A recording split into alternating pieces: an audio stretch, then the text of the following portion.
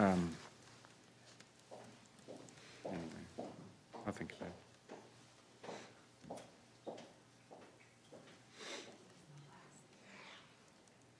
But it's a very liberal school. 1 minute.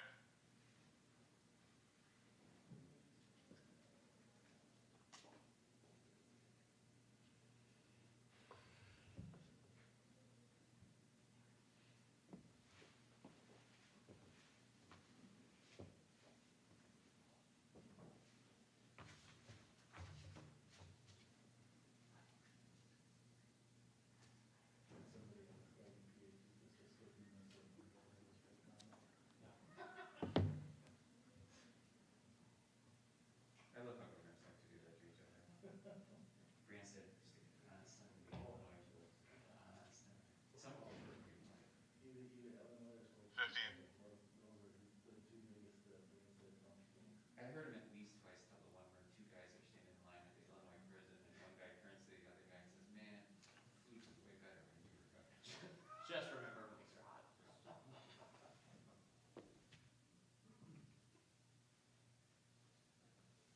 a good one to get folks started on. You have our permission, Paul. He left.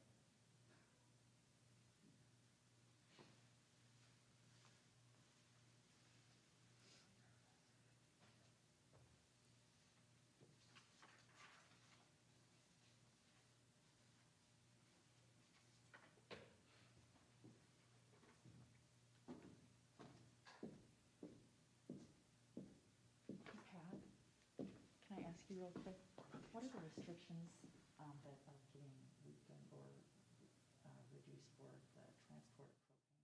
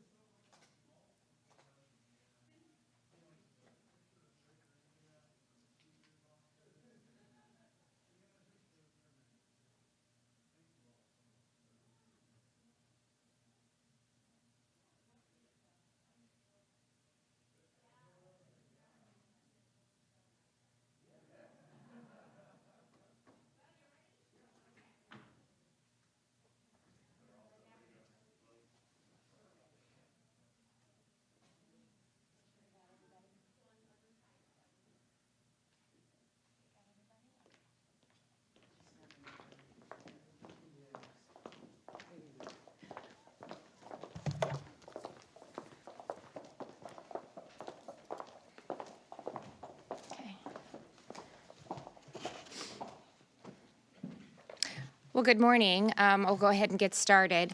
I'm pleased to report that Iowa's recovery from COVID-19 continues to move in a positive direction on all fronts. 87 of Iowa's 99 counties have 14-day positivity rates below 10%. Our long-term care facilities outbreaks are down to 29, and COVID hospitalizations are down 85% from the high point in mid-November. As a result of declining hospitalizations, Mercy One Des Moines is able to now close their dedicated COVID ICU unit, another encouraging sign. And while virus activity continues to trend downward and remain stable, our administration of vaccine continues to improve. Yesterday, the CDC's vaccine tracker reported that Iowa ranks 22nd in the nation for percent of vaccines administered. Of the 615,100 doses of vaccine distributed to our state, we've administered 485,710. That's a rate of about 70%. And according to our state numbers, which update slightly faster than the CDC site, we're close to having administered 500,000 vaccines to Iowans at an administration rate of about 80%. I'm proud of the progress that we're making, and I want to thank the Iowa Department of Public Health team, our local public health departments, and the many vaccine partners across the state for making this possible. And of course, I want to thank a thank you to the Iowans who are choosing to get vaccinated and to those waiting patiently for their turn. There's more good news to share today that should reassure all of us that our supply is increasing, and soon we'll be able to vaccinate even more Iowans every week. Last week, a decision was made to hold the weekly vaccine allocation for 5 counties that hadn't administered at least 80% for their weekly supply. I want to be very clear that that was not meant to be punitive. Instead, it was intended to allow local public health officials a week to administer the remaining supply of vaccine before their next shipment arrived. Each of these counties had several hundred unused doses still on hand, and their administration rates ranged from 25% to 53% the previous week. With demand for vaccine far exceeding supply, there's no reason that available doses should go unused week over week. Vaccine should be going into the arms of Iowans, not sitting in storage. Our goal is to vaccinate as many eligible Iowans as possible each week based on the available supply, and we're working together to make that happen. Members of my team and the Iowa Department of Public Health were in regular contact with the 5 counties last week, determining why their vaccine had not been used and really working to develop plans to get it administered within the week. I want to stress that this change will not disrupt vaccinations this week for residents in those counties. They will still be administering vaccines. Since Monday, we've been monitoring administration activity across the state and have reached out to a handful of counties. Each has plans in place for this week that will ensure that they meet the threshold that we've put in place. So I'm pleased to report that all 99 counties will receive their allocation as normal next week. And even more good news, the number of doses they'll be receiving will be increasing. So we're continuing, small amounts, but we're continuing to see those numbers go up. Yesterday, on the weekly COVID-19 response call with the White House, we learned that an additional 2.5 million doses of vaccine will be available on top of the 11 million that's currently being allocated nationally. So that's a new total of 13.5 million doses that will now be distributed weekly among all states.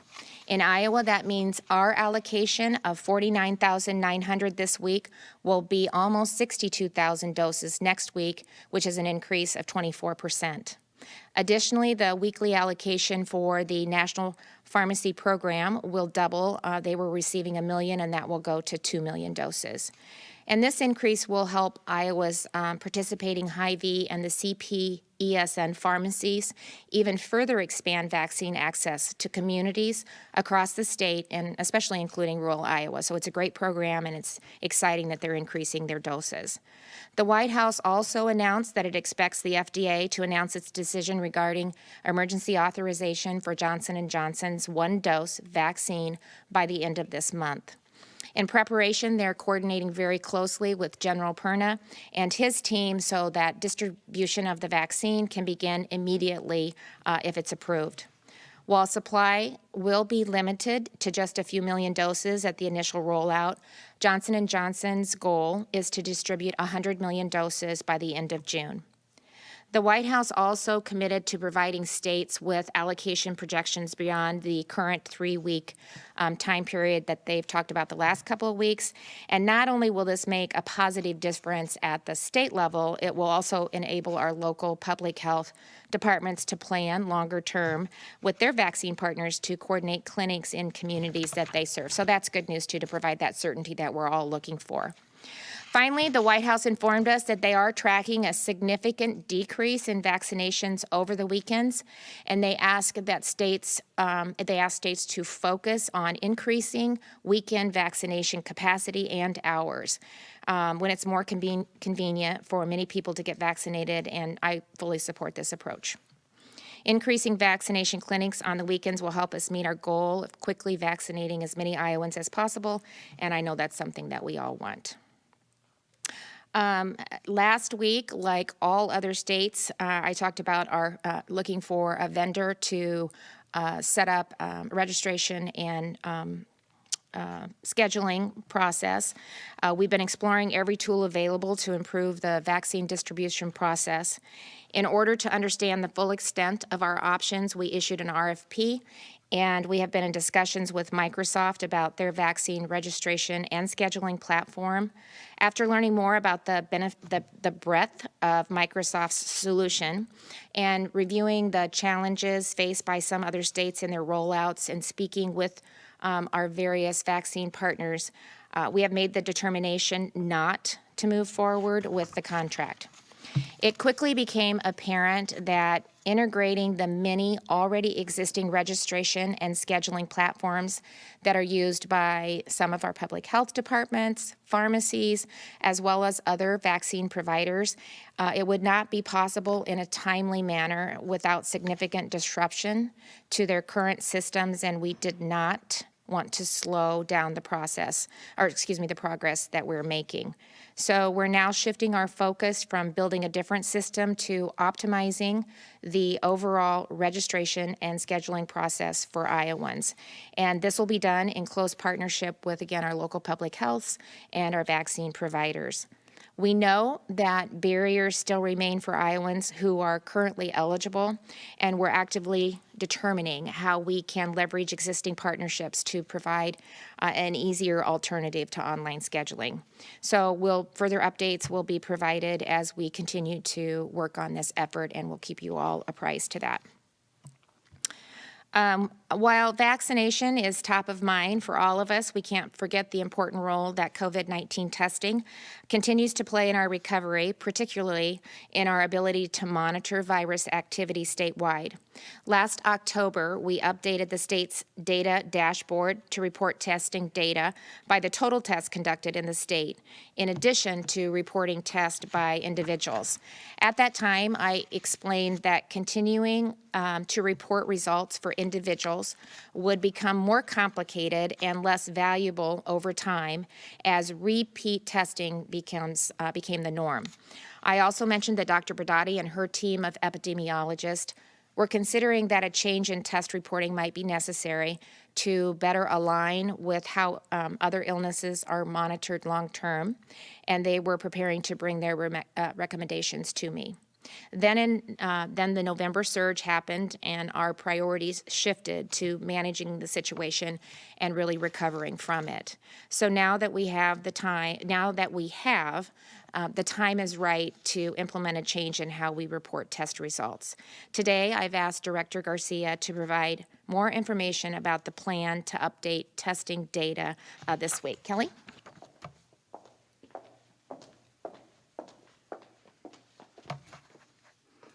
Thank you, Governor. I'm happy to provide an update on our reporting for testing. I also had the chance to talk with reporters earlier this morning and dive a little bit deeper into that process. During the early months of the pandemic, we reported the number of new positive COVID-19 patients and positivity rate daily. But over time, as our rate of testing increased, monitoring overall trends, in addition to recent activity, has become increasingly more important.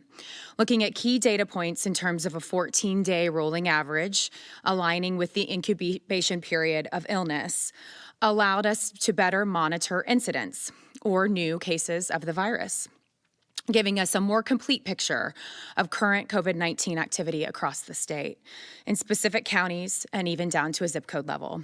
Then, as antigen testing became more readily available and commonly used for routine testing, the number of tests by individual began increasing significantly. I would say it really exploded. And the process to deduplicate these tests by individual has become even more complex. As the governor mentioned, in early October, we made the decision to begin publicly reporting results for both tests by individuals and total tests, so Iowans could compare both reporting methods, knowing that at some point it may become necessary to make a change that better reflects recent activity and to make comparisons across state lines, which will approach this a little bit easier, I think, for those comparisons. And now we're on the cusp of at-home COVID-19 test kits becoming available in an over-the-counter method and at a price point that's much more affordable than other testing options currently available. In fact, at least 3 products are expected to come online this spring, ranging from $25 to $50 and promising test results in just minutes and in the comfort of your home. While this is certainly good news for many reasons, the expansion of testing approaches will further limit our ability in the Department of Public Health to monitor all test results at an individual level. As we mentioned in October, Dr. Padati and our team of epidemiologists, overseen by Dr. Garvey, were considering whether this change would be necessary, and they were prepared to bring that recommendation forward to the governor. We were finalizing these plans and expecting to change them now, and that's really because in the thick of the fall and into the early part of the year, we were responding to a surge. So the timing wasn't right, but it is now. We're expecting to change this methodology on the coronavirus.iowa.gov website by the end of the week.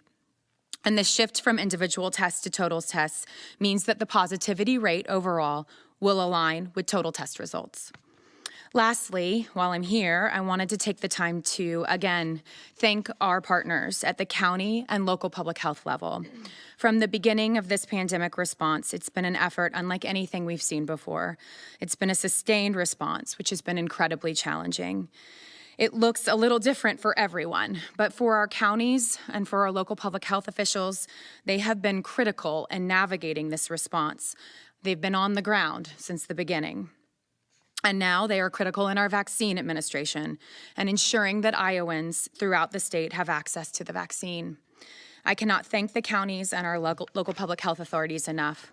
As you know, the supply has been a major constraint. Allocation numbers have shifted, guidance has shifted, and throughout this effort, our local public partners have made this work. I know at times it's been frustrating, but we are moving in the right direction and heading closer and closer to that light at the end of the tunnel. When I talk about our programs and services at the Department of Public Health and the Department of Human Services, I often say that this is a team sport. We cannot do our work alone, and that is certainly true in our pandemic response. This collaboration with locals, our healthcare providers, our pharmacies, our AAAs, other state agencies, legislators, and many other stakeholders has been a real bright spot in this time. So while we had to shift and adjust almost daily, sometimes multiple times daily, I just want to acknowledge the incredible work being done by everyone to get through this. It's been a long road, but we are very squarely on a path, and we need all of our partners to see this through. To the Iowans watching, please continue to follow all of the mitigation measures that we know. Wash your hands, stay at home when you are ill, socially distance, and please wear a mask. Thank you, Governor. Thank you, Kelly. And I want to thank your team for the recommendation to ensure that our data is what we need to continue to monitor virus activity now, and that it better aligns with our long-term reporting progress. So just thank you for all of your team's effort and everything that they've done. This week, much of the nation is in the grips of Mother Nature. Severe winter weather is again taking its toll, but this time it's causing an energy emergency in Texas and other south central areas of the United States, where some of Iowa's energy supply comes from. On Friday of last week, I signed a proclamation easing transport rules for propane in Iowa. Then on Monday, I signed another proclamation to temporarily suspend regulatory provisions pertaining to hours of service for crews and drivers hauling diesel, natural gas, and other fuels used for residential, agricultural, and commercial heating. These steps help ensure critical fuel deliveries continue in our state to keep Iowa running despite challenging conditions.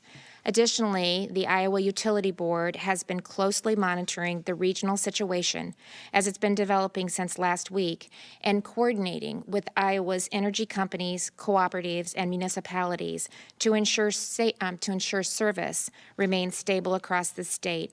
Here to provide an update is Jerry Huser, Chair of the Iowa Utility Board. Jerry?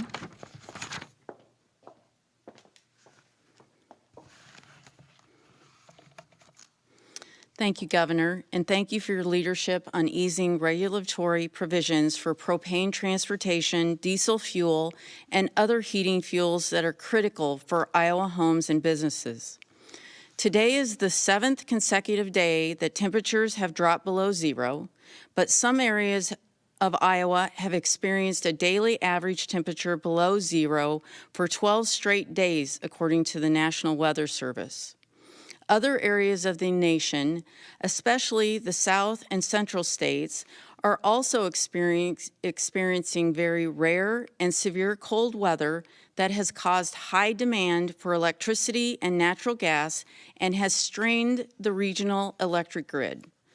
Since last week, the Iowa Utilities Board has continued to work with Mid-American Energy, Alliant Energy, Black Hills Energy, along with all of our rural electric cooperatives, municipal utilities, and their respective utility associations to closely monitor the electric and natural gas supply to ensure that Iowa customers continue to have those services.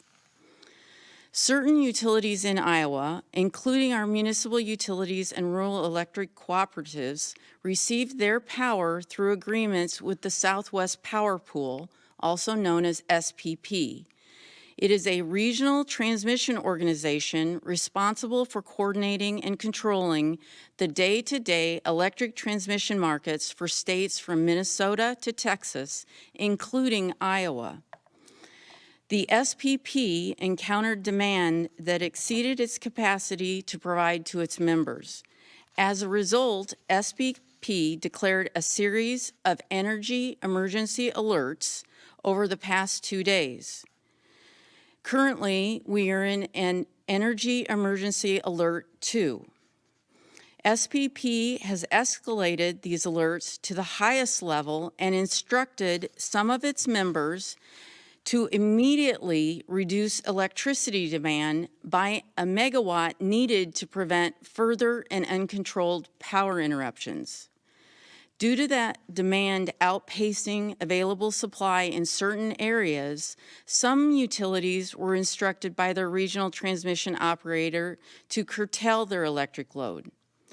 However, Iowa's largest utilities, Mid-American Energy, Alliant Energy, and Black Hills Energy, have not been affected by any curtailments and have projected sufficient supplies to meet the needs of their electric and natural gas customers. Part of the reason for this is that there are 2 RTOs, or regional transmission organizations, that serve Iowa. SPP, the Southwest Power Pool, is the one that serves the southern states of Oklahoma and Texas, and we are attempting to assist them in this crisis. While other sister states are still struggling to restore power, the Iowa Utilities Board wants to thank Iowa's numerous utilities, especially our rural electric cooperatives and our municipal utilities that are using peaker generation to provide service across the state. They have asked their employees to work 24/7 while doing everything possible to keep lights on and homes warm and safe. We are asking Iowans to continue to support those workers and also look to conserve energy in your homes and businesses. I want to thank the governor for giving me the opportunity to present and for all of her leadership. Thank you, Jerry, and I appreciate everything that you and your team are doing in collaboration with all of the suppliers and utility companies that serve the state. As Jerry said, there are some simple ways that we can all help conserve energy to keep lights and heat on for our neighbors. I want Iowans to know that that their state government is doing its part to lead by example. Beginning Friday last week, we switched from natural gas to fuel oil to power boilers that heat state buildings and reduced the temperature settings in all of our buildings as well. So I too want to encourage other large Iowa employers to consider the ways that they can help conserve energy throughout the remainder of this week. So in closing today, I am pleased to have a very special guest with us. Alan Hoover III, great-grandson of the 31st President of the United States, Herbert Hoover, a native son of West Branch, Iowa. West Branch is home to the Hoover Presidential Library and Museum, which is preparing for a major renovation, something that hasn't been done since 1992. To help make that possible, I've proposed a $5 million appropriation to fund the Hoover tax credit and encourage donations. 25% of the amount gifted to the Hoover Presidential Library and Museum renovation project through the Hoover Presidential Foundation would be eligible for credit on Iowa state income taxes. The National Archives requires 90% of the money needed for the project to be raised before construction can start. So this is a way that Iowans can make this project possible, and there's no one better suited than a member of the Hoover family to share why this project is so important. Alan?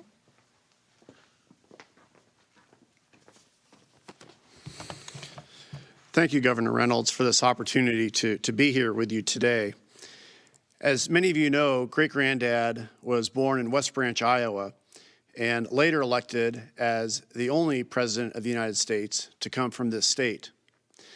And throughout great-granddad's life, he had a special connection with Iowa. When he was a young boy, he was in his father's blacksmith shop in West Branch.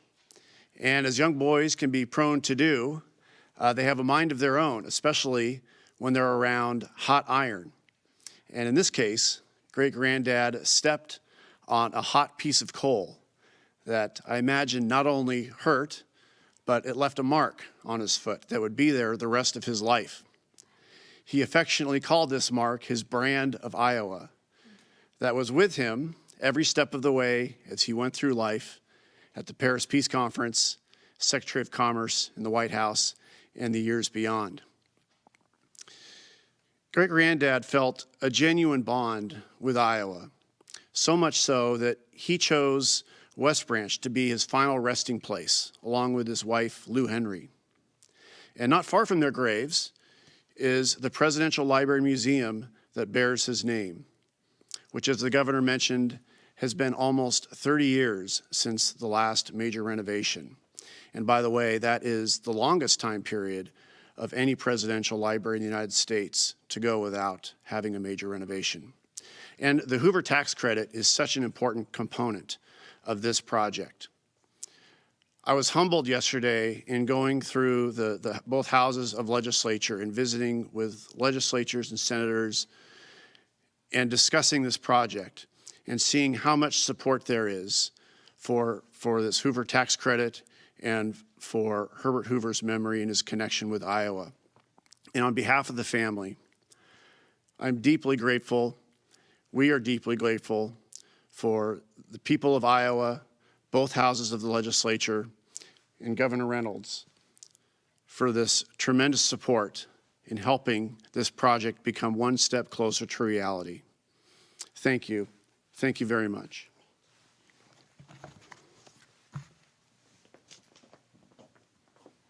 Thank you, Ellen.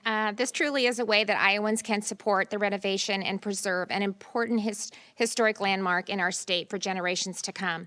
The goal is to complete the project by August 10th, 2024, in honor of President Hoover's 150th birthday. So we look forward to helping your family achieve that goal. Again, thank you for coming and being a part of the subcommittee meeting, and hopefully we look forward to signing that bill sometime soon. Thank you. And with that, we'll go ahead and open it up for questions. Governor, do you believe that Iowa's 29-day early voting period is too long?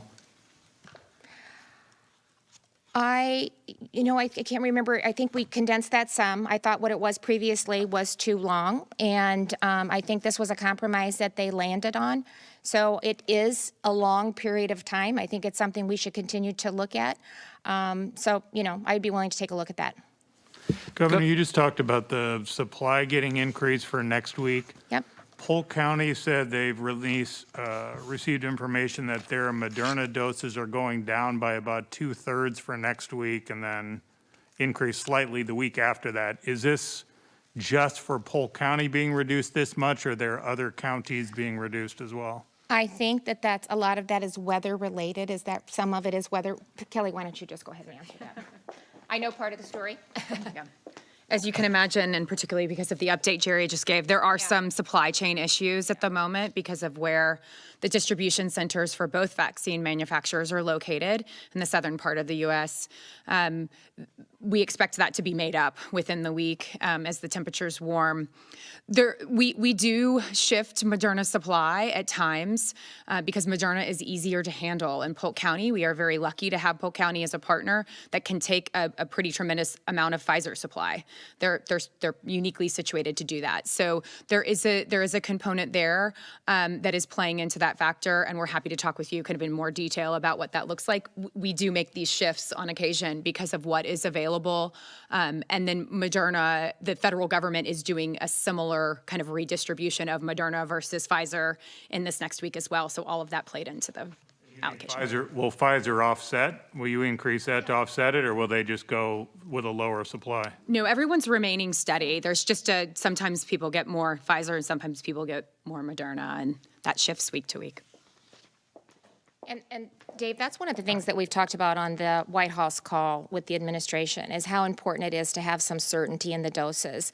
And they've made it clear while allocations can shift somewhat, and weather has played a little bit of a role in that we can be assured that, for 3 weeks, this is at least the minimum allocation that we would get. On the call that happened yesterday, I can't remember if I said that in my remarks or not, the governors actually asked if we could extend that even beyond 3 weeks to maybe talk about 5 to 6 weeks. Again, that helps everybody plan, schedule, and I think just have a better ability to get the vaccine out and administered. So they are willing to take a look at that and seemed very receptive to that, according to what we heard on the call. They heard on the call.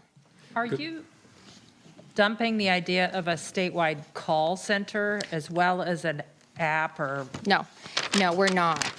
So as we've, again, kind of researched what other states are doing, we're taking a look at 211, the call center that we have, and we're looking for opportunities, Kay, that we can enhance that. Part of the issue is our Iowans are already used to utilizing that call center, and so that's normally where they would go, and we just want to be careful about layering other options on top of that, but we want to make sure that we have it staffed appropriately, that we are helping individuals that can't utilize the technology and go online and look for an appointment. And so we're working with the Department of Public Health and other agencies in our office to really enhance our 211 call center to meet the needs of Iowans.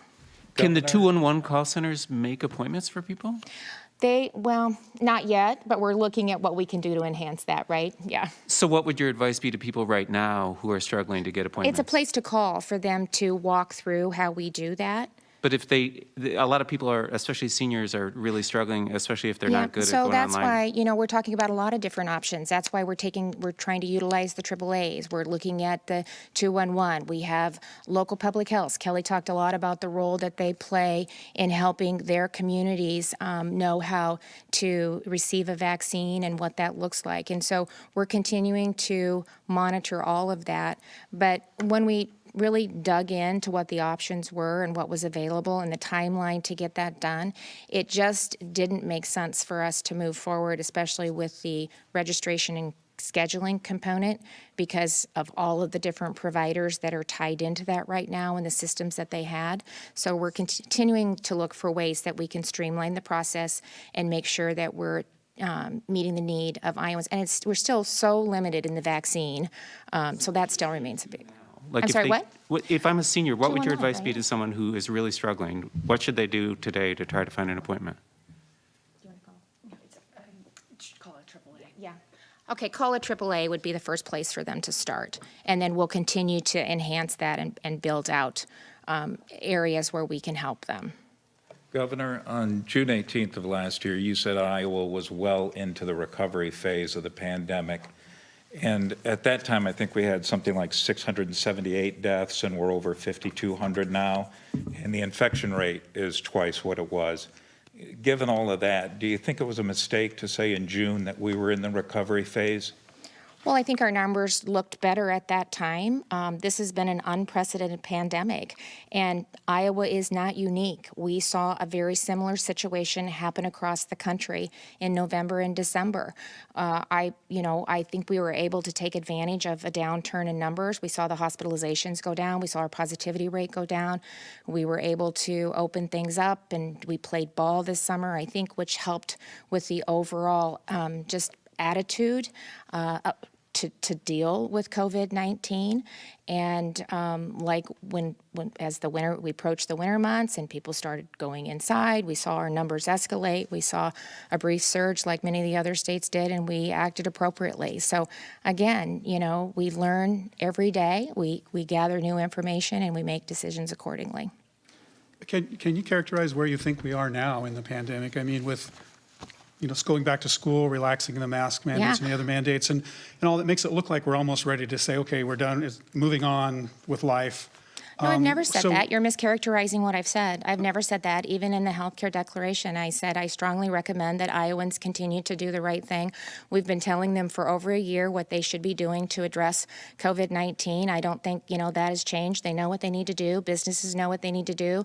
We've actually started our 99 county tour, and as I've met with businesses, they're doing exactly what they've been doing because they want to make sure that their customers feel safe when they're visiting their facilities. But the fact of the matter is, we are in a better place. So if you want to mark down today, we are in a better place. Our hospitalizations are down 85%. Our long-term care outbreaks are down 80%. Our positivity rate, when you look at 7-day average, is under 5%. We have 65 counties that are 5% or below. So if we've vaccinated almost 500,000 Iowans, and so we've actually provided vaccine to more Iowans than we have positive cases. So let's just continue to do the right thing, to be vigilant in what we've been doing. And as we continue to increase our numbers, or the allocation of vaccines that we get, and we continue to get more people vaccinated, there is light at the end of the tunnel, and we're going to move through it. It'll be, I think the end of February, we should have most of our long-term care facilities and assisted living facilities will have both first and second dose, boost dose. So that's really, really good news. And we're continuing to provide vaccination to teachers who want it, and our essential workforce, our first responders, and Iowans that are 65 and older. So we're going to continue to get that administered, and we're going to continue to encourage Iowans to be responsible like they have been, and hopefully we'll continue to see the numbers go down. And you're seeing that across the country, actually. If you look at the map, it looks much different. It was a solid red in November. States that have been in serious lockdown since March, there was no different.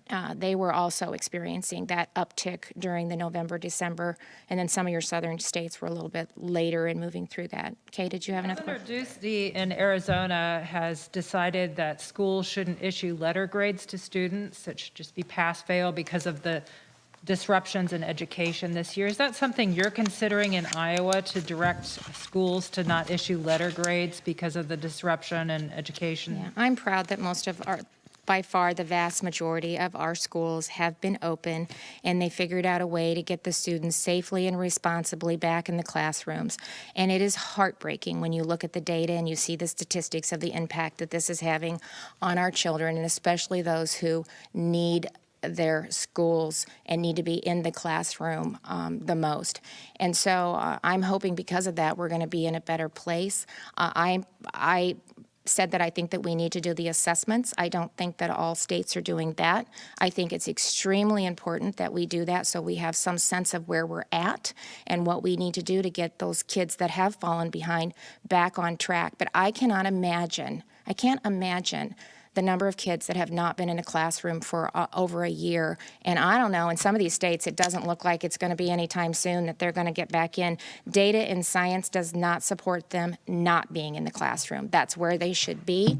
We can do it safely and responsibly, and we need to focus on the kids and make sure that we're providing the services that they need and make sure that we're preparing them for their future. Thank you.